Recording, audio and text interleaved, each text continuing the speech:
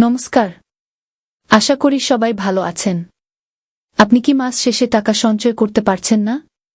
চিন্তা করবেন না, এই ভিডিওতে আমি দেখাব কিভাবে সহজ কিছু কৌশল মেনে মাসে মাসে টাকা সঞ্চয় করা যায়। ভিডিওটি ভালো লাগলে অবশ্যই লাইক আর সাবস্ক্রাইব করবেন। চলুন শুরু করি। প্রথম স্টেপ, বাজেট তৈরি করুন। টাকা সঞ্চয়ের প্রথম ধাপ হলো একটা বাজেট তৈরি করা।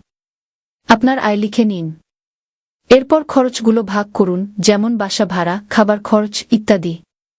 একটা সহজ নিয়ম মানতে পারেন, 50% আপনার প্রয়োজনীয় খরচ, 30% পছন্দের খরচ, আর 20% সঞ্চয়।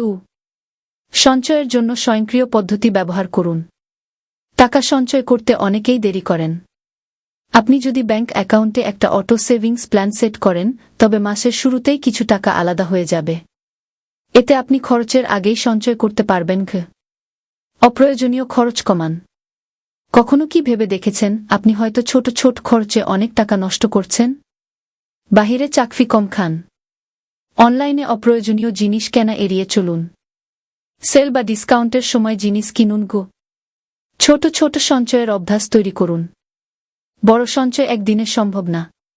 প্রতিদিন 50 থেকে 100 টাকা করে রাখুন। মাস শেষে দেখবেন বেশ বড় অঙ্ক জমা হয়ে গেছে। তো বন্ধুরা, এগুলো ছিল মাসে টাকা সঞ্চয়ের 4টি সহজ টিপস। আপনাদের কি মনে হয়? আপনাদের কোনো টিপস ভালো লেগেছে তা কমেন্টে লিখে জানান। ভিডিওটি ভালো লাগলে লাইক করতে ভুলবেন না। আরও এমন টিপস পেতে আমাদের চ্যানেল সাবস্ক্রাইব করুন।